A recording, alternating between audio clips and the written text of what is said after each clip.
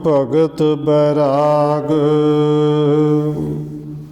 श्री गुरु ग्रंथ साहिब उदद बंदो कार्य अनुराग। एक अंकारा सतगुरु जे प्रसाद सच होए। वाहिगुरु जी की फतेह है बिघन विनाशन सोए। एक अंकारा सतगुरु जे प्रसाद सच होए। ਵਾਹਿਗੁਰੂ ਜੀ ਕੀ ਫਤਿਹ ਹੈ। ਵਿਘਨ ਵਿਨਾਸਨ ਸੋਏ। ਵਾਹਿਗੁਰੂ ਜੀ ਦੋਹਰਾ ਤਰਪਤ ਭੀ ਪੁਨਸਾਰ ਪੁਨ ਉਠ ਕੇ ਨਹੁ ਅਸ ਕਾਮ।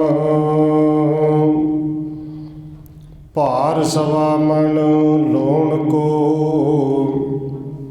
ਕਾਢ ਲੀਨ ਨਿਜ ਧਾਮ।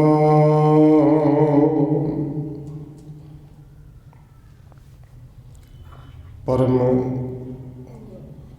ਸਨਮਾਨਯੋਗ ਸਤਿਗੁਰੂ ਚਵਰ ਛਤਰ ਤਖਤ ਦੇ ਮਾਲਕ ਹਾਜ਼ਰਾ ਹਜ਼ੂਰ ਜਹਰਾ ਜਹੂਰ ਸ਼ਬਦ ਗੁਰੂ ਜੁਗੋਂ ਜੁਗ ਅਟਲ ਸਤਿਗੁਰੂ ਧੰਨ ਸ਼੍ਰੀ ਗੁਰੂ ਗ੍ਰੰਥ ਸਾਹਿਬ ਮਹਾਰਾਜ ਸੱਚੇ ਪਾਤਸ਼ਾਹ ਜੀ ਦੀ ਪਾਵਨ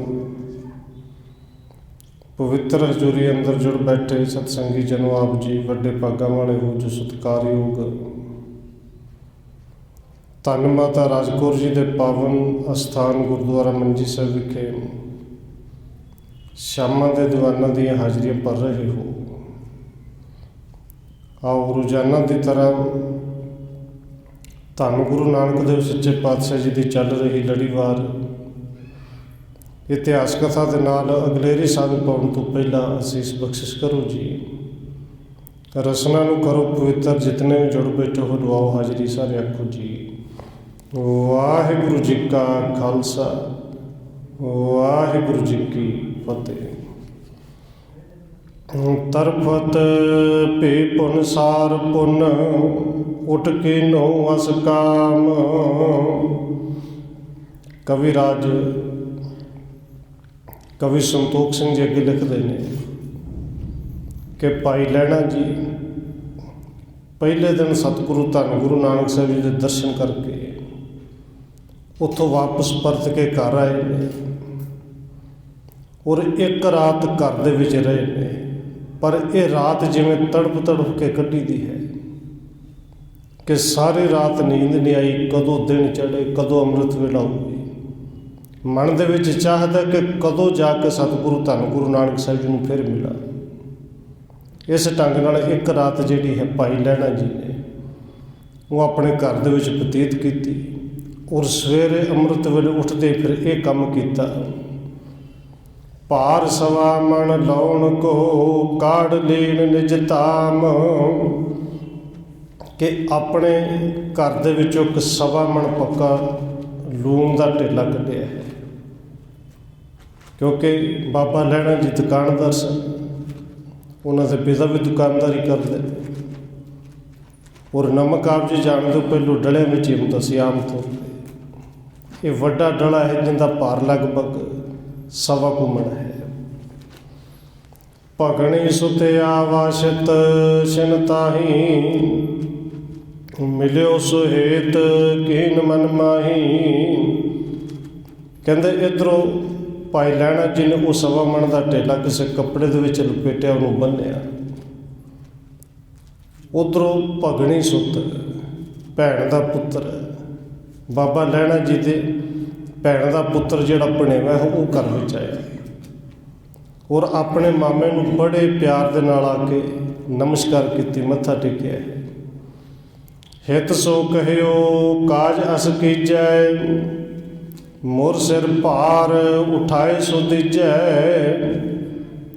ਤੇ ਭਾਈ ਲਹਿਣਾ ਜੀ ਆਪਣੇ ਭਣੇਵੇਂ ਨੂੰ ਕਹਿੰਦੇ ਨੇ, ਹਾਲ ਚਾਲ ਪੁੱਛਣ ਤੋਂ ਬਾਅਦ ਕਹਿੰਦੇ ਨੇ ਫਿਰ ਪੁੱਤਰਾ ਹੁਣ ਇਹ ਕੰਮ ਕਰ ਕਿ ਆਹ ਨਮਕ ਦਾ ਢੇਲਾ ਹੈ, ਇਹਨੂੰ ਮੇਰੇ ਸਿਰ 'ਤੇ ਚੁਕਾ ਦੇ, ਮੇਰੇ ਸਿਰ 'ਤੇ ਰਖਾ ਦੇ।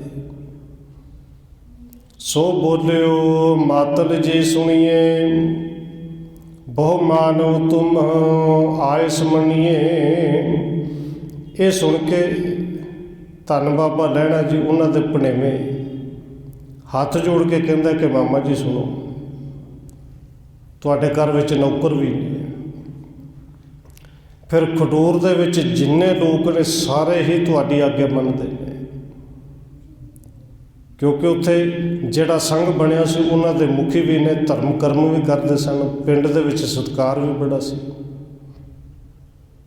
तिनके सिर उचवावो भारा, दे पहुँचाए करो निजकारा। सतगुर जी किसी दास नूं, किसी नौकर नूं आवाज़ मार लो, पिंड विचों किसी भी बंदे नूं आवाज़ मार लो, उहदे सिर ते भार रखाऊगा ते जिथे पहुँचाउणा है, जिथे लैके जाना आपे छड्ड के आएगा।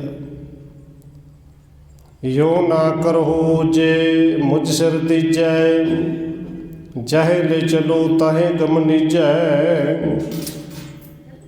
हुण भणेवा कहता कि मामा जी इस तरह ना करो कि भार तुसीं अपने सिर ते आप ना चको। जे तुसीं किसी नौकर दे सिर ते नहीं रखना, किसी पिंड वाले नूं बुला के नहीं रखना, तो फिर एक काम करो, भार मेरे सिर ते चुका दो।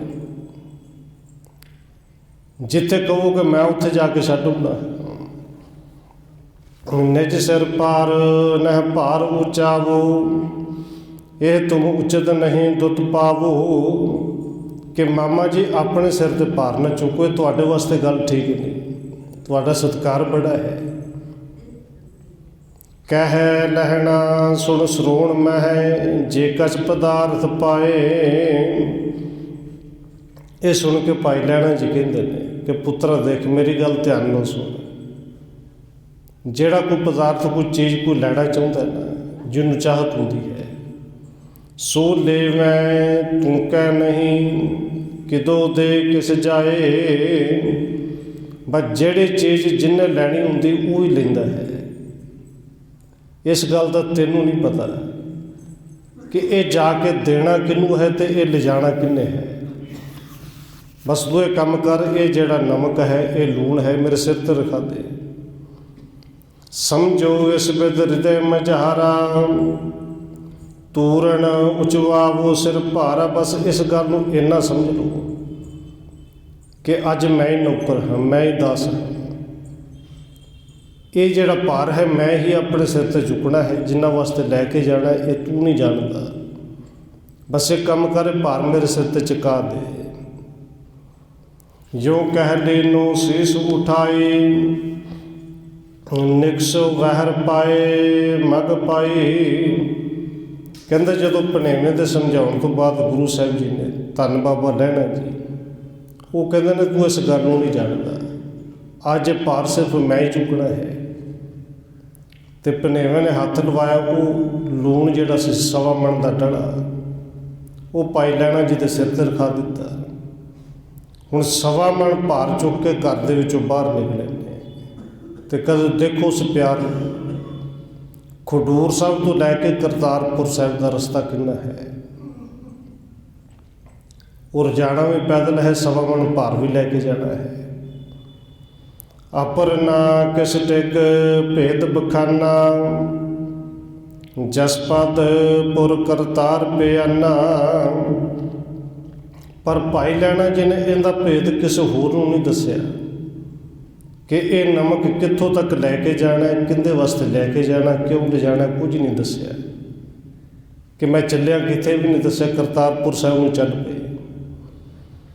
क्रम कार तहां पहुँच्यो जाए, सिर नानक जह भौण सुहाई। बस रस्ते नूं तय करते हुए कहते करतारपुर साहिब पहुँच गए, जिथे धन गुरु नानक साहिब जी का घर है, उस घर विच पहुँचे ने। वहर किदार देखने हिता, गए हुते बेते कुल केता। जदों भाई लहणा जी घर विच गए, धन गुरु नानक साहिब जी उदों बाहर खेतां विच सन, कि खेतां 'च काम करवाउंदे सन, झोने का समा सी। घर विच माता सुलखणी जी ने, सदन सुलखणी के टिक जाई, भार उतारियो दिन टिकाई। कहते भाई लहणा जी ने धन माता सुलखणी जी के कोल जाके वो लूण वाली पंड जी ला के थले रख दी। बूझण लगे गुरु गोसाई, कित दिस गमने देहो बताई। तो भाई लहणा जी कहते माता जी दसो मेरे मालक किहड़े पासे ने। ਧੰਨ ਗੁਰੂ ਨਾਨਕ ਸਾਹਿਬ ਜੀ ਕਿੱਧਰ ਨੇ। ਕਹਿ ਸੁਲੱਖਣੀ ਕੋ ਤੂੰ ਅਹੀਂ, ਕਿਉਂ ਬੂਝਤ ਕਿਸ ਪੁਰ ਮੈਂ ਰਹੀ। ਕਿਉਂਕਿ ਮਾਤਾ ਸੁਲੱਖਣੀ ਜੀ ਨੇ ਭਾਈ ਲਹਿਣਾ ਜੀ ਨੂੰ ਪਹਿਲੀ ਵਾਰੀ ਦੇਖਿਆ ਹੈ ਕਿ ਬਹੁਤ ਆਉਂਦੇ ਜਾਂਦੇ ਨਹੀਂ। ਤੇ ਮਾਤਾ ਜੀ ਪੁੱਛਦੇ ਨੇ, ਭਾਈ ਤੂੰ ਕੌਣ ਹੈ। ਤੇ ਗੁਰੂ ਸਾਹਿਬ ਜੀ ਬਾਰੇ ਕੋਈ ਪੁੱਛ ਰਿਹਾ ਹੈ, ਤੇਰਾ ਪਿੰਡ ਕਿਹੜੇ ਪਿੰਡ ਤੋਂ ਤੁਸੀਂ ਆਏ ਹੋ। ਭਾਰ ਵਿਖੇ ਕਿਆ ਆਨਿਓ ਤੋਹੀ, ਦੇਹੁ ਬਤਾਏ ਕਾਜ ਜੋ ਹੋਈ। ਫਿਰ ਨਾਲ ਹੀ ਪੁੱਛਦੇ ਨੇ, ਭਾਈ ਇਸ ਪੰਡ ਦੇ ਵਿੱਚ ਕੀ ਹੈ, ਕਿਉਂਕਿ ਕੱਪੜੇ 'ਚ ਬੰਨੇ ਹੋਏ ਲੂਣ ਹੈ, ਇਹ ਇੰਨਾ ਭਾਰਾ, ਇਹ ਸਾਜੋ ਸਮਾਨ ਕੀ ਹੈ। ਤੇ ਭਾਈ ਜੇ ਕੋਈ ਕੰਮ ਹੈ ਤੂੰ ਵੀ ਦੱਸ ਦੇ, ਕਿਉਂਕਿ ਗੁਰੂ ਸਾਹਿਬ ਜੀ ਦੇ ਘਰ ਨਹੀਂ ਹੈਗੇ। ਸੁਣ ਕੇ ਲਹਿਣੇ ਗਿਰਾ ਅਲਾਈ, ਭਾਰ ਲਵਣ ਕੋ ਹੈ ਇਹ ਮਾਈ। ਇਹ ਸੁਣ ਕੇ ਭਾਈ ਲਹਿਣਾ ਜੀ ਕਹਿੰਦੇ ਨੇ, ਮਾਤਾ ਜੀ ਇਸ ਪੰਡ ਵਿੱਚ ਤੇ ਲੂਣ ਹੈ, ਲੂਣ ਲੈ ਕੇ ਆਇਆ। ਆਨਿਓ ਭੇਟ ਦੇਣ ਕੇ ਕਾਜੇ, ਕਰੋ ਗੁਰੂ ਗਰੀਬ ਗਬੀਬ ਨਿਵਾਜੇ। ਔਰ ਭਾਈ ਲਹਿਣਾ ਜੀ ਕਹਿੰਦੇ ਨੇ ਭੇਟਾ ਕਰਨ ਵਾਸਤੇ ਲਿਆਇਆ। ਗੁਰੂ ਗਰੀਬ ਨਿਵਾਜ ਧੰਨ ਗੁਰੂ ਨਾਨਕ ਸਾਹਿਬ ਦੇ ਚਰਨਾਂ 'ਚ ਇਹ ਲੂਣ ਭੇਟ ਕਰਨ ਲਈ ਲਿਆਇਆ। ਰਾਖੋ ਇਹ ਨਿਕੇਤ ਕੇ ਮਾਹੀ, ਤਿਨੇ ਬਤਾਵੋ ਜਾਵੋ ਪਾਹੀ। ਤੇ ਭਾਈ ਲਹਿਣਾ ਜੀ ਕਹਿੰਦੇ ਨੇ, ਮਾਤਾ ਜੀ ਇਹ ਤੇ ਇੱਥੇ ਘਰ ਵਿੱਚ ਹੀ ਰਹਿਣ ਦਿਓ, ਤੇ ਕਿਰਪਾ ਕਰਕੇ ਇਹ ਦੱਸੋ ਕਿ ਮੇਰੇ ਜਗਤ ਗੁਰੂ ਕਿੱਥੇ ਨੇ, ਮੇਰੇ ਮਾਲਕ ਕਿੱਥੇ ਨੇ, ਮੈਂ ਉਹਨਾਂ ਦੇ ਕੋਲ ਹੀ ਜਾ ਕੇ ਉਹਨਾਂ ਦੇ ਦਰਸ਼ਨ ਕਰ ਲਵਾਂ। ਸੁਣ ਕੇ ਬਚਨ ਲਵਣ ਕੋ ਭਾਰਾ, ਰਖਵਾਇਓ ਨਿਜ ਸਦਨ ਮਝਾਰਾ। ਇਹ ਸੁਣ ਕੇ ਮਾਤਾ ਸੁਲੱਖਣੀ ਜੀ ਨੇ ਉਹ ਜਿਹੜਾ ਭਾਰ ਸੀ ਪੰਡ, ਉਹ ਤੇ ਘਰ ਦੇ ਅੰਦਰ ਰਖਵਾ ਲਈ। ਕਹਿਓ ਕਿਦਾਰ ਧਾਨ ਕੇ ਜਿਹਵਾ, ਕਰਵਾਵੇਂ ਕ੍ਰਿਤ ਬੈਠੇ ਤਿਹਵਾ। ਮਾਤਾ ਜੀ ਕਹਿੰਦੇ ਨੇ ਕਿ ਭਾਈ ਉਹ ਬਾਹਰ ਖੇਤਾਂ ਵਿੱਚ ਨੇ। ਹੱਥ ਨਾਲ ਇਸ਼ਾਰਾ ਕਰਕੇ ਦੱਸਿਆ ਕਿ ਇੱਧਰ ਧਾਨ ਦੇ ਖੇਤ ਨੇ, ਝੋਨਾ ਸੀ ਕਹਿੰਦੇ, ਝੋਨੇ ਦੇ ਖੇਤ। ਉੱਥੇ ਖੇਤਾਂ ਦੇ ਵਿੱਚ ਕੁਝ ਕੰਮ ਕਰਦੇ ਨੇ, ਕੁਝ ਬੰਦਿਆਂ ਤੋਂ ਕਰਵਾਉਂਦੇ ਨੇ, ਉੱਥੇ ਬੈਠੇ ਹੋਣਗੇ। ਤਬ ਗਮਣਿਓ ਜਿਤ ਦਿਸ਼ਾ ਬਤਾਏ, ਪਿਖਤ ਦੂਰ ਤੇ ਰਹਿ ਹੁਲਸਾਏ। ਉਦੋਂ ਭਾਈ ਲਹਿਣਾ ਜੀ ਜਿਹੜੇ ਪਾਸੇ ਨੂੰ ਖੇਤ ਦੱਸੇ ਸਨ ਚੱਲਿਆ ਗਿਆ, ਔਰ ਸਾਹਮਣੇ ਦੂਰ ਤੋਂ ਗੁਰੂ ਸਾਹਿਬ ਜੀ ਨੂੰ ਜਦੋਂ ਦੇਖਿਆ ਹੈ, ਦੂਰੋਂ ਵੇਖ ਕੇ ਬੜੇ ਖੁਸ਼ ਹੋ ਰਹੇ ਨੇ। ਪਰਮ ਪ੍ਰੇਮ ਕਰ ਕੇ ਤਤਕਾਲਾ, ਪਰਿਓ ਪਾਏ ਪੰਕਜ ਧਰ ਭਾਲਾ। ਕਹਿੰਦੇ ਦੌੜ ਕੇ ਛੇਤੀ ਦੇ ਨਾਲ ਗਿਆ, ਜਿਵੇਂ ਬੜੇ ਸਮੇਂ ਤੋਂ ਬਾਅਦ ਮਿਲਣਾ ਹੋਵੇ। ਭਾਈ ਲਹਿਣਾ ਜੀ ਨੇ ਜਾ ਕੇ ਗੁਰੂ ਸਾਹਿਬ ਦੇ ਚਰਨਾਂ ਵਿੱਚ ਆਪਣਾ ਮੱਥਾ ਰੱਖ ਦਿੱਤਾ, ਨਮਸਕਾਰ ਕੀਤੀ। ਨਿਤ ਆਵੇ ਚਿਤ ਸ੍ਰੀ ਜਗਨਾਥਾ, ਅਸ ਕਹਿ ਧਰਿਓ ਸੀਸ ਪਰ ਹੱਥਾ। ਜਦੋਂ ਧੰਨ ਬਾਬਾ ਲਹਿਣਾ ਜੀ ਨੇ ਸਿਰ ਤੇ ਆਪਣਾ ਸਿਰ ਗੁਰੂ ਸਾਹਿਬ ਦੇ ਚਰਨਾਂ 'ਤੇ ਰੱਖਿਆ, ਧੰਨ ਗੁਰੂ ਨਾਨਕ ਦੇਵ ਸੱਚੇ ਪਾਤਸ਼ਾਹ ਜੀ ਨੇ ਆਪਣਾ ਹੱਥ ਭਾਈ ਲਹਿਣਾ ਜੀ ਦੇ ਸਿਰ 'ਤੇ ਰੱਖਿਆ ਤੇ ਅਸੀਸ ਦਿੱਤੀ। ਤੇ ਅਸੀਸ ਕੀ ਦਿੱਤੀ? ਨਿਤ ਆਵੇ ਚਿੱਤ ਸ੍ਰੀ ਜਗਨਾਥਾ। ਭਾਈ ਤੈਨੂੰ ਸਦਾ ਉਹ ਕਰਤਾਰ ਚਿੱਤੇ ਆਵੇ, ਉਹ ਸਦਾ ਤੇਰੇ ਚਿੱਤ ਵਿੱਚ ਵਸ ਜਾਏ। ਕਿਰਪਾ ਦ੍ਰਿਸ਼ਟ ਕੋ ਤਿਹ ਸਿਨ ਦੇਖੀ, ਸਰਦਾ ਉਪਜੇ ਹਿਰਦੈ ਬਸਿੱਖੀ। ਭਾਈ ਲਹਿਣਾ ਜੀ ਦੇ ਅੰਦਰ ਸ਼ਰਧਾ ਦੇ ਭਾਵ ਪਹਿਲੋਂ ਵੀ ਬੜੀ ਸੀ, ਪਰ ਅੱਜ ਧੰਨ ਗੁਰੂ ਨਾਨਕ ਸਾਹਿਬ ਜੀ ਨੇ ਐਸੀ ਕਿਰਪਾ ਦੀ ਨਜ਼ਰ ਨਾਲ ਦੇਖਿਆ ਕਿ ਉਹ ਸ਼ਰਧਾ ਕਈ ਗੁਣਾ ਹੋਰ ਜਿਹੜੀ ਵੱਧ ਗਈ। ਆਪਣੋ ਤਨ ਮਨ ਜੋ ਸਰਬੰਸੇ, ਅਰਪਿਓ ਤ੍ਰਹਿਣ ਕੁਲ ਅਵਤੰਸੇ। ਅੱਜ ਭਾਈ ਲਹਿਣਾ ਜੀ ਨੇ ਸਿਰਫ ਗੁਰੂ ਸਾਹਿਬ ਦੇ ਚਰਨਾਂ 'ਤੇ ਮੱਥਾ ਹੀ ਨਹੀਂ ਰੱਖਿਆ, ਸਿਰ ਹੀ ਨਹੀਂ ਟੇਕਿਆ, ਸੱਚਮੁੱਚ ਆਪਣਾ ਤਨ, ਆਪਣਾ ਮਨ, ਧਨ, ਆਪਣਾ ਸਰਬੰਸ, ਸਾਰਾ ਕੁਝ ਗੁਰੂ ਸਾਹਿਬ ਦੇ ਚਰਨਾਂ ਵਿੱਚ ਸਮਰਪਿਤ ਕਰ ਦਿੱਤਾ ਹੈ। ਔਰ ਦੇਖੋ ਇਹ ਗੱਲ ਸਤਿਗੁਰੂ ਦੇ ਪਾਵਨ ਬਚਨ ਅਸੀਂ ਪੜ੍ਹਦੇ ਜ਼ਰੂਰ ਹਾਂ ਔਰ ਕਿਤੇ ਨਾ ਕਿਤੇ ਕਹਿ ਵੀ ਦਿੰਦੇ ਹਾਂ। ਬਾਬਾ ਕਬੀਰ ਜੀ ਦੇ ਪਾਵਨ ਬਚਨ ਨੇ ਔਰ ਇਹਨਾਂ ਬਚਨਾਂ ਨੂੰ ਸੱਚਮੁੱਚ ਭਾਈ ਲਹਿਣਾ ਜੀ ਨੇ ਕਮਾਇਆ ਹੈ ਕਿ ਇਹ ਜੋ ਵੀ ਕੁਛ ਦਿਸ ਰਿਹਾ ਹੈ ਤੇ ਤੇਰਾ ਹੀ। ਤੇਰਾ ਤੁਝ ਕੋ ਸੌਂਪ ਦੇ ਕਿਆ ਲਾਗੇ ਮੇਰਾ। ਜਿਹੜੇ ਪਾਵਨ ਬਚਨ ਨੇ ਕਿ ਮੇਰਾ ਮੁਝ ਮੇ ਕਿਛ ਨਹੀਂ ਜੋ ਕੁਛ ਹੈ ਸੋ ਤੇਰਾ। ਤੇਰਾ ਤੁਝ ਕੋ ਸੌਂਪ ਦੇ ਕਿਆ ਲਾਗੇ ਮੇਰਾ। ਇਹ ਤਨ ਵੀ ਤੇਰਾ ਦਿੱਤਾ ਹੋਇਆ, ਮਨ ਵੀ ਅੱਜ ਤੂੰ ਤੇਰਾ ਹੈ। ਇਹ ਧਨ ਵੀ ਤੇਰਾ ਹੈ, ਇਹ ਸਰਬੰਸ ਹੀ ਤੇਰਾ ਹੈ ਤੇ ਜਿਹੜਾ ਹੈ ਹੀ ਤੇਰਾ ਉਹ ਤੈਨੂੰ ਸੌਂਪਣਾ, ਮੇਰਾ ਤਾਂ ਕੁਝ ਵੀ ਨਹੀਂ। ਅੱਜ ਸੱਚਮੁੱਚ ਸਭ ਕੁਝ ਸਮਰਪਣ ਕਰ ਦਿੱਤਾ ਹੈ। ਇਨ ਸੋ ਕਾਰਜ ਨਿਜ ਨਹਿ ਰਾਖਾ ਗੁਰ ਅਨੁਸਾਰ ਬਦੇ ਅਬਿਲਾਖਾ। ਹੁਣ ਕਵੀ ਸੰਤੋਖ ਸਿੰਘ ਜੀ ਲਿਖਦੇ ਨੇ ਕਿ ਭਾਈ ਲਹਿਣਾ ਜੀ ਨੇ ਇਹਨਾਂ ਨਾਲ ਬਿਲਕੁਲ ਵੀ ਆਪਣਾ ਕਾਰਜ ਕੋਈ ਨਹੀਂ ਰੱਖਿਆ। ਕਿਹਨਾਂ ਨਾਲ ਜੀ? ਇਹ ਜਿਹੜਾ ਤਨ ਮਨ ਧਨ ਰੁਪਿਆ ਹੈ, ਤਨ ਦੀ ਪਰਵਾਹ ਥੋੜ੍ਹੀ ਕੀਤੀ। ਫਿਰ ਕੱਪੜੇ ਦੇ ਦੂਰ ਦੀ ਗੱਲ, ਤਨ ਦੀ ਪਰਵਾਹ ਵੀ ਨਹੀਂ ਕੀਤੀ। ਇਵੇਂ ਦਾ ਸਮਰਪਿਤ ਕੀਤਾ ਕਿ ਸਤਿਗੁਰੂ ਜੀ ਤੇਰਾ ਹੀ ਹੈ। ਇਹ ਨੀਂਦ ਵੀ ਤੇਰੇ ਹੁਕਮ ਵਿੱਚ ਆਏਗੀ, ਜਾਗਾਂਗਾ ਵੀ ਤੇਰੇ ਹੁਕਮ ਵਿੱਚ ਹੈ।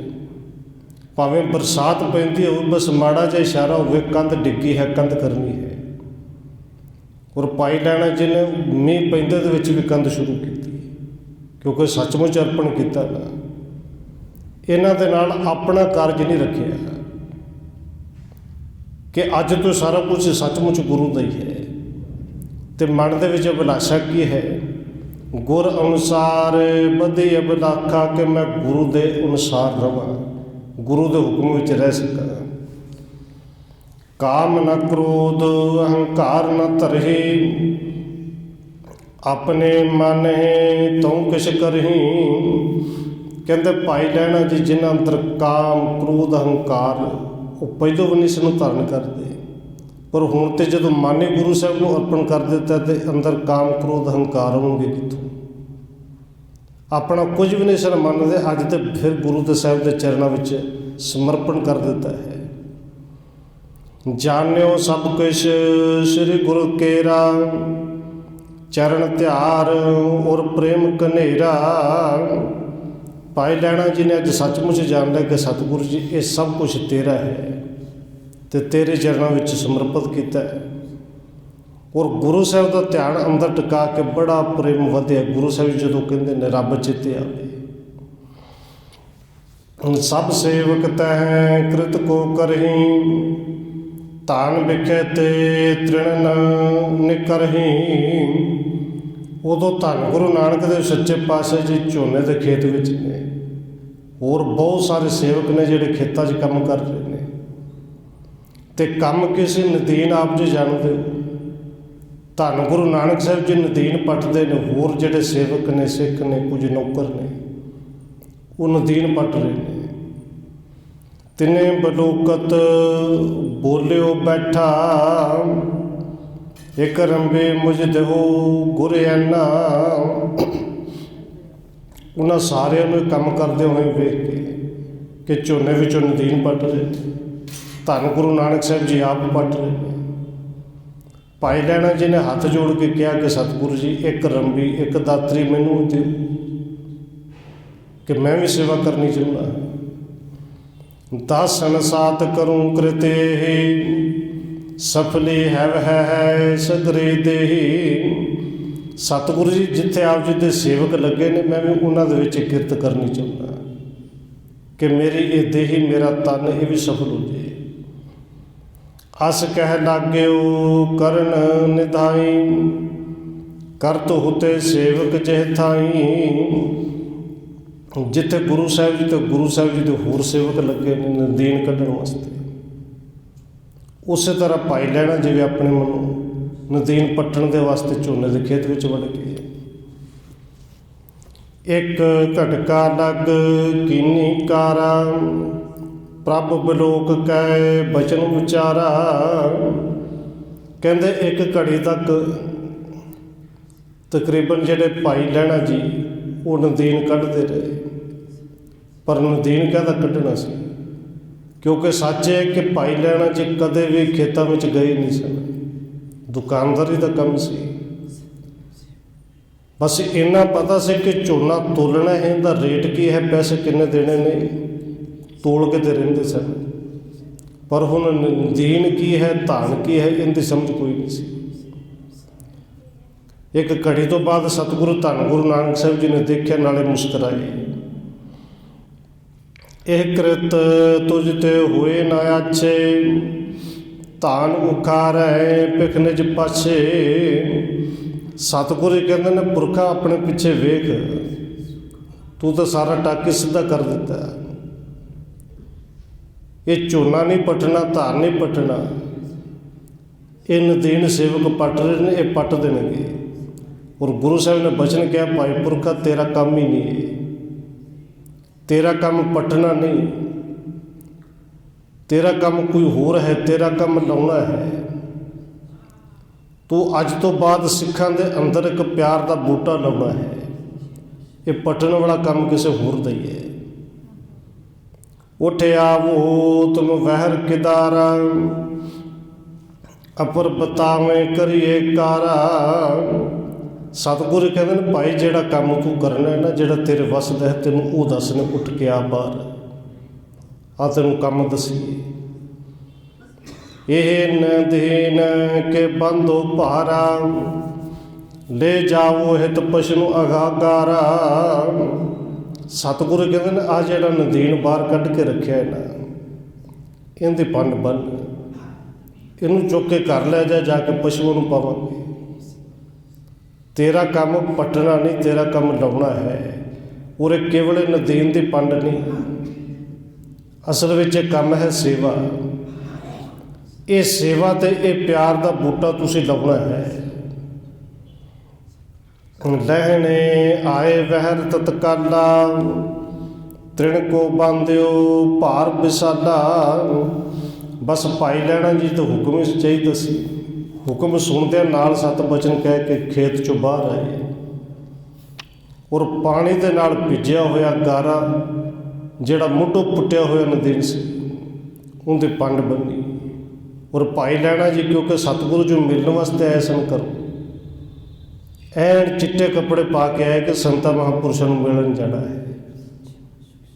पर इत्थे जदों सेवा दे विच लाया, बिल्कुल ध्यान ही नहीं दिता कि चिट्टे कपड़े ने, बिल्कुल परवाह नहीं की कि इन्हां ते दाग पै गए, तो ये दाग लैणे भी कोई नहीं। पंक नीर नुचरत जिह माही, लेन उठाए शीस परता ही। सत बचन कह के भाई लैणा जी ने वो नदीन की पंड सिर ते चुक ली, जिंदे विचों पानी भी निचड़दा है, चिक्कड़ भी निचड़ रहा है। जामा कर बहु मोला पहरियो, पंक संग सगरो तह भरियो। ते भाई लैणा जी ने गल विच जिहड़ा जामा पाया, कपड़े पाए ने चिट्टे ने, और बड़े महंगे कीमती ने। वो कहते सारे पानी के चिक्कड़ दे नाल भर गए। न शंका कुछ हृदय विचारी, गमनियों भौण भार सिर भारी। हुण वेखण वालियां दी नज़र नाल वो कपड़े लिबड़े ने चिक्कड़ दे नाल। पर भाई लैणा जी ने बिल्कुल ना तो शंका की, ना कपड़े वाले ध्यान नहीं किया कि कपड़े खराब भी होंगे। पंड चुकी सतगुरु के घर लै गए ने, जाके मझां नूं जदों पाउण लगे ने। ठंडे उत्ते पशु जह थाई, तिने आगे तृण दीने पाई। घर विच गावां मझां ने, कहते जाके पंड सुट्टी, थोड़ा थोड़ा करके सारिया गावां मझां दे अगे पा दिता। देख सुलखणी मन बिसमानी, अदभुत गत किश जाए न जानी। कहते देख के माता सुलखणी जी बड़े हैरान हुए कि अज पहले दिन आया है। और सतगुरु धन गुरु नानक साहब सच्चे पातशाह जी के कौतक भी हैरान करने वाले ने। उन्हें आके कपड़े भी नहीं बदले, चिट्टे कपड़े पाए ने। तो ये गुरु साहब ने किया की है, शेष बदनकार पग पट सारे, ਰਹਿਓ ਪੰਕ ਲਗ ਦੇਖ ਵਿਚਾਰੇ। ਤੇ ਮਾਤਾ ਜੀ ਆਪਣੇ ਮਨ ਵਿੱਚ ਵਿਚਾਰਾ ਕਰ ਰਹੇ ਨੇ ਕਿ ਦੇਖੋ ਵਿਚਾਰਾ ਪਹਿਲੇ ਦਿਨ ਦਰਸ਼ਨ ਕਰਨ ਵਾਸਤੇ ਆਇਆ ਹੈ, ਬੜਾ ਪੁਰਖ ਹੈ। ਇਹ ਸਿਰ ਤੋਂ ਲੈ ਕੇ ਪੈਰਾਂ ਤੱਕ ਸਾਰੇ ਕੱਪੜੇ ਗਾਰੇ ਦੇ ਨਾਲ ਭਰ ਕੇ ਲਿਬੜ ਗਏ ਨੇ। ਇਸ ਕੋ ਭਇਓ ਅਨਾਦਰ ਭੂਰੇ, ਹਿਤ ਕਰ ਆਇਓ ਹੁਤੋ ਸੋ ਦੂਰੇ। ਤੇ ਮਾਤਾ ਜੀ ਆਪਣੇ ਹਿਸਾਬ ਨਾਲ ਵਿਚਾਰਦੇ ਨੇ ਕਿ ਇਹ ਤੇ ਹਿੱਤ ਕਰਕੇ ਕਿਤੋਂ ਦੂਰ ਤੋਂ ਚੱਲ ਕੇ ਆਇਆ ਖਡੂਰ ਸਾਹਿਬ ਤੋਂ, ਇਹ ਪਿਆਰ ਕਰਕੇ ਦਰਸ਼ਨ ਕਰਨ ਵਾਸਤੇ ਆਇਆ, ਪਰ ਇਹਦਾ ਤੇ ਗੁਰੂ ਸਾਹਿਬ ਜੀ ਨੇ ਅਨਾਦਰ ਕਰ ਦਿੱਤਾ, ਇਹ ਤੇ ਬੇਇੱਜ਼ਤੀ ਕਰ ਦਿੱਤੀ, ਕੱਪੜੇ ਮਿੱਟੀ ਨਾਲ ਭਰ ਦਿੱਤੇ ਨੇ। ਉੱਤਮ ਪੁਰਖ ਆਜ ਜੋ ਆਇਓ, ਗੁਰ ਜਾਮਾ ਕਰ ਜਾਮਾ ਬਹੁ ਮੂਲ ਸੁਹਾਇਓ। ਹੁਣ ਕਹਿੰਦੇ ਨੇ ਕਿ ਮਾਤਾ ਜੀ ਵਿਚਾਰ ਕਰਦੇ ਨੇ ਐਡਾ ਉੱਤਮ ਪੁਰਖ ਹੈ, ਭਲਾ ਪੁਰਖ ਹੈ, ਅੱਜ ਪਹਿਲੇ ਦਿਨ ਹੀ ਆਇਆ ਹੈ। ਇਹ ਕੀਮਤੀ ਪਜਾਮਾ ਪਾਇਆ ਹੈ, ਇਹ ਕਮੀਜ਼ ਪਾਈ ਹੈ, ਇਹ ਕੀਮਤੀ ਕੱਪੜੇ ਪਾਏ ਨੇ, ਸਾਰੇ ਜਿਹੜੇ ਬੜੇ ਸੋਹਣੇ ਲੱਗ ਰਹੇ ਸਨ ਕੁਝ ਸਮਾਂ ਪਹਿਲੋਂ, ਪਰ ਹੁਣ ਪਤਾ ਹੀ ਨਹੀਂ ਲੱਗਦਾ ਕਿ ਇਹ ਰੰਗ ਬਰੰਗੇ ਨੇ ਕਿ ਚਿੱਟੇ ਨੇ। ਤੇ ਸਿਰ ਪੰਕ ਭਰਿਓ ਬਹੁ ਭਾਰੂ, ਸੋ ਉਚਵਾਇਵ ਚੀਰ ਕਰ ਖਵਾਰੂ। ਹੁਣ ਜਦੋਂ ਸਤਿਗੁਰੂ ਜੀ ਸ਼ਾਮ ਨੂੰ ਸੋਧਰ ਦੀ ਚੌਂਕੀ ਉੱਤੇ ਸਮਾਪਤੀ ਹੋਈ, ਘਰ ਵਿੱਚ ਆਏ ਨੇ ਤੇ ਮਾਤਾ ਜੀ ਕਹਿੰਦੇ ਨੇ ਕਿ ਦੇਖੋ ਇਹਨਾਂ ਦੇ ਸਿਰ ਤੇ ਤੁਸੀਂ ਭਾਰ ਚੁਕਾਇਆ, ਇਹਨਾਂ ਦੀ ਦਾੜੀ ਵੀ ਜਿਹੜੀ ਹੈ ਮਿੱਟੀ ਦੇ ਨਾਲ ਭਿੱਜੀ ਹੋਈ, ਗਾਰੇ ਦੇ ਨਾਲ, ਸਿਰ ਦੇ ਵਿੱਚ ਵੀ ਚਿੱਕੜ, ਸਾਰੇ ਕੱਪੜੇ ਭਿੱਜੇ ਹੋਏ ਨੇ। ਗੁਣ ਖਾਨੇ ਸੁਣ ਬੈਣ ਉਚਾਰੇ, ਨਹੀਂ ਪੰਕ ਸੰਗ ਭਰਿਓ ਭਾਰੇ। ਹੁਣ ਜਦੋਂ ਮਾਤਾ ਜੀ ਕਹਿੰਦੇ ਨੇ ਕਿ ਤੁਸੀਂ ਚੰਗੀ ਕੀਤੀ ਬੜੀ ਪੁਰਸ਼ ਨਾਲ, ਕਿ ਪਹਿਲੇ ਦਿਨ ਉਹਨੂੰ ਮਿੱਟੀਓ ਮਿੱਟੀ ਕਰ ਦਿੱਤਾ, ਸਾਰੇ ਲਪੇਟ ਕੇ ਰੱਖ ਦਿੱਤਾ, ਤੇ ਧੰਨ ਗੁਰੂ ਨਾਨਕ ਦੇਵ ਸੱਚੇ ਪਾਤਸ਼ਾਹ ਜੀ ਮੁਸਕਰਾਏ ਤੇ ਨਾਲੇ ਕਹਿੰਦੇ ਨੇ ਭਰੀਏ ਨਹੀਂ, ਇਹ ਸਾਰਾ ਮਿੱਟੀ ਨਾਲ ਨਹੀਂ ਲਿਬੜਿਆ, ਇਹ ਸਾਰਾ ਗਾਰਾ ਨਹੀਂ। ਦੀਨ ਦੁਨੀ ਕਾ ਛਤਰ ਸੋਧੀਓ, ਅਪਰਨਾ ਇਹ ਸਮ ਜਗ ਮੈਂ ਬੀਓ। ਸਤਿਗੁਰੂ ਧੰਨ ਗੁਰੂ ਨਾਨਕ ਦੇਵ ਸੱਚੇ ਪਾਤਸ਼ਾਹ ਕਹਿੰਦੇ ਨੇ ਭਰੀਏ ਲੋਕੇ, ਇਹ ਤੇ ਦੀਨ ਦੁਨੀਆ ਦਾ ਛਤਰ ਦਿੱਤਾ ਹੈ। ਔਰ ਸੱਚ ਗੱਲ ਇਹ ਹੈ ਕਿ ਇਹ ਜਿਹੜਾ ਭਾਰ ਇਹ ਚੁੱਕ ਕੇ ਲਿਆਇਆ ਨਾ, ਦੁਨੀਆ ਦੇ ਵਿੱਚ ਇਹਦੇ ਵਰਗਾ ਬਰਾਬਰ ਕੋਈ ਹੋਰ ਹੈ ਵੀ ਨਹੀਂ, ਤੇ ਇਵੇਂ ਦਾ ਭਾਰ ਕਿਸੇ ਚੁੱਕਣਾ ਨਹੀਂ। ਇਹ ਮਿੱਟੀ ਨਹੀਂ, ਇਹ ਗਾਰਾ ਨਹੀਂ, ਇਹ ਗੁਰੂ ਨਾਨਕ ਦੇ ਘਰ ਦਾ ਛਤਰ ਹੈ। ਪੰਕ ਜੋਨ ਤੁਮਕੋ ਦ੍ਰਿਸ਼ਟਾਵਾ, ਕੇਸਰ ਕੋ ਹਮਨੇ ਸ਼ਿਰਕਾਵਾ। ਸਤਿਗੁਰੂ ਜੀ ਕਹਿੰਦੇ ਨੇ ਸੁਲੱਖਣੀਏ ਦੇਖ ਭਲੀਏ, ਤੈਨੂੰ ਜਿਹੜਾ ਚਿੱਕੜ ਨਜ਼ਰ ਆ ਰਿਹਾ ਨਾ, ਸਾਨੂੰ ਤੇ ਕੇਸਰ ਨਜ਼ਰ ਆ ਰਿਹਾ ਹੈ ਕਿ ਉਸ ਕਰਤਾਰ ਨੇ ਆਪ ਸਾਰੇ ਕੱਪੜਿਆਂ ਤੇ ਕੇਸਰ ਹੀ ਛਿੜਕਿਆ ਹੋਇਆ ਹੈ। ਅਬ ਤੁਮ ਦੇਖ ਕਰੋ ਤੁਮ ਨੇਰੇ, ਦੇਖੋ ਤੋ ਕੇਸਰ ਛਿੜਕੇਰੇ। ਸਤਿਗੁਰੂ ਜੀ ਕਹਿੰਦੇ ਨੇ ਭਲੀਏ ਹੁਣ ਨੇੜੇ ਹੋ ਕੇ ਧਿਆਨ ਨਾਲ ਵੇਖ, ਤੇਰੇ ਕੋਲ ਖੜਾ ਹੈ ਨਾ, ਕਹਿੰਦੇ ਇਹ ਗਾਰਾ ਨਹੀਂ, ਹੁਣ ਤੈਨੂੰ ਵੀ ਕੇਸਰ ਹੀ ਨਜ਼ਰ ਆਏਗਾ। ਗੁਰ ਕਹਿ ਦੇਖਿਓ ਕਹਿ ਪ੍ਰਭ ਦੇਖਾ, ਤੁਮਰੀ ਗਤ ਤੁਮ ਲਖੂ ਅਲੇਖਾ। ਪਰ ਗੁਰੂ ਸਾਹਿਬ ਦੀ ਰਮਜ ਏਡੀ ਛੇਤੀ ਸਮਝ ਥੋੜ੍ਹੀ ਹੋਣੀ ਸੀ। ਮਾਤਾ ਸੁਲੱਖਣੀ ਜੀ ਨੇ ਵੇਖਿਆ ਜ਼ਰੂਰ ਹੈ, ਪਰ ਚਿੱਕੜ ਹੀ ਨਜ਼ਰ ਆ ਰਿਹਾ ਸੀ। ਹੱਥ ਜੋੜ ਕੇ ਸਿਰ ਝੁਕਾ ਦਿੱਤਾ ਕਿ ਹੇ ਪ੍ਰਭੂ ਸਤਿਗੁਰੂ ਜੀ, ਤੁਹਾਡੀਆਂ ਤੁਸੀਂ ਜਾਣੋ, ਤੁਹਾਡਾ ਲੇਖਾ ਤੁਸੀਂ ਜਾਣੋ, ਤੁਹਾਡੇ ਗਤ ਨੂੰ ਤੁਹਾਡੀ ਰਮਜ ਨੂੰ ਨਹੀਂ ਸਮਝ ਸਕਦੇ। ਭਵ ਸਾਗਰ ਧਾਰਨ ਕੇ ਮਾਹੀ, ਗੁਰ ਕਹਿ ਨਾਰ ਬਹੁ ਬੂਢਤ ਜਾਹੀ। ਉੱਥੇ ਸਤਿਗੁਰੂ ਜੀ ਕਹਿੰਦੇ ਨੇ ਸੁਲੱਖਣੀ ਜੀ ਦੇਖੋ, ਇਸ ਭਿਆਨਕ ਭਵ ਸਾਗਰ ਦੇ ਵਿੱਚ ਬਹੁਤ ਸਾਰੇ ਲੋਕ ਡੁੱਬ ਰਹੇ ਨੇ, ਕਈਆਂ ਨੇ ਡੁੱਬ ਜਾਣਾ ਹੈ। ਇਹ ਪੁਰਖ ਉਹ ਹੈ ਜਿਹਨੇ ਡੁੱਬਦਿਆਂ ਹੋਇਆਂ ਨੂੰ ਭਵ ਸਾਗਰ ਤੋਂ ਪਾਰ ਕਰਨਾ ਹੈ। ਬਹੁ ਨਰ ਕੋ ਮਲਾਹ ਇਹ ਹੋਈ, ਪਾਰ ਕਰੇ ਭਵ ਸਾਗਰ ਜੋਈ। ਇਹ ਸੈਂਕੜੇ ਹਜ਼ਾਰੇ ਲੱਖਾਂ ਲੋਕਾਂ ਦਾ ਇਹ ਮਲਾਹ ਹੋਵੇਗਾ ਜਿਹੜੇ ਇਸ ਭਵ ਸਾਗਰ ਦੇ ਵਿੱਚ ਕਾਮ ਕ੍ਰੋਧ ਲੋਭ ਮੋਹ ਹੰਕਾਰ ਦੇ ਸਮੁੰਦਰ ਵਿੱਚ ਲੋਕ ਡੁੱਬ ਰਹੇ ਨੇ, ਉਹਨਾਂ ਨੂੰ ਇਸ ਭਵ ਸਾਗਰ ਤੋਂ ਪਾਰ ਕਰੇਗਾ। ਤੂਸ਼ਣ ਭਈ ਸੁਲਖਣੀ ਸੁਣ ਕੈ, ਲਹਿਣਾ ਹਰਖਿਓ ਕਰਣਾ ਗੁਣ ਕੈ। ਧੰਨ ਗੁਰੂ ਨਾਨਕ ਦੇਵ ਸੱਚੇ ਪਾਤਸ਼ਾਹ ਜੀ ਦੇ ਇਹ ਬਚਨ ਸੁਣ ਕੇ ਮਾਤਾ ਸੁਲੱਖਣੀ ਜੀ ਤੇ ਚੁੱਪ ਹੋ ਗਏ ਕਿ ਸਾਗਰ ਵਿੱਚੋਂ ਕਿਸੇ ਨੂੰ ਪਾਰ ਕਰੇਗਾ ਉਹ ਤੇ ਤੁਸੀਂ ਜਾਣੋ, ਪਰ ਸਾਨੂੰ ਤੇ ਇੰਨਾ ਪਤਾ ਇਸ ਵੇਲੇ ਸਾਗਰ ਦੇ ਵਿੱਚ, ਇਸ ਚਿੱਕੜ ਦੇ ਸਾਗਰ ਵਿੱਚ ਤੈਨੂੰ ਡੁਬੋ ਹੀ ਦਿੱਤਾ ਹੈ, ਚਿੱਕੜੋ ਚਿੱਕੜੀ ਹੋਇਆ। ਪਰ ਧੰਨ ਬਾਬਾ ਲਹਿਣਾ ਜੀ ਸਤਿਗੁਰੂ ਦੇ ਬਚਨ ਸੁਣ ਕੇ ਬੜੇ ਪ੍ਰਸੰਨ ਹੁੰਦੇ ਨੇ। ਇੱਥੇ ਕਵੀ ਰਾਜ ਨੇ ਇਹ ਅਧਿਆਇ ਖਤਮ ਵੀ ਕੀਤਾ ਹੈ। ਅਗਲਾ ਅਧਿਆਇ ਫਿਰ ਇੱਥੋਂ ਸ਼ੁਰੂ ਕਰਦੇ ਨੇ। ਜਿਵੇਂ ਧੰਨ ਬਾਬਾ ਲਹਿਣਾ ਜੀ ਗੁਰੂ ਘਰ ਦੇ ਵਿੱਚ ਰਹਿ ਕੇ ਫਿਰ 7 ਸਾਲ ਉਹਨਾਂ ਨੇ ਲਗਾਤਾਰ ਸੇਵਾ ਕਰਨੀ ਹੈ। ਜਿਵੇਂ ਜਿਵੇਂ ਸੇਵਾ ਕਰਦੇ ਨੇ ਗੁਰੂ ਸਾਹਿਬ ਦੇ ਹੁਕਮ ਨੂੰ ਮਨਾਉਂਦੇ ਨੇ, ਉਹ ਅਗਲੇ ਅਧਿਆਇ ਵਿੱਚ ਕਵੀ ਰਾਜ ਨੇ ਜ਼ਿਕਰ ਕੀਤਾ। ਉਹ ਅਧਿਆਇ ਆਪਾਂ ਕੱਲ੍ਹ ਸ਼ੁਰੂ ਕਰਾਂਗੇ। ਹੋਈਆਂ ਭੁੱਲਾਂ ਦੀ ਖਿਮਾ। ਆਓ 1-2 ਮਿੰਟ ਹੋਰ ਰਸਨਾ ਦੇ ਨਾਲ ਹਾਜ਼ਰੀ ਲਵਾਈਏ, ਫਿਰ ਸਮਾਪਤੀ ਹੈ ਜੀ। ਵਾਹਿਗੁਰੂ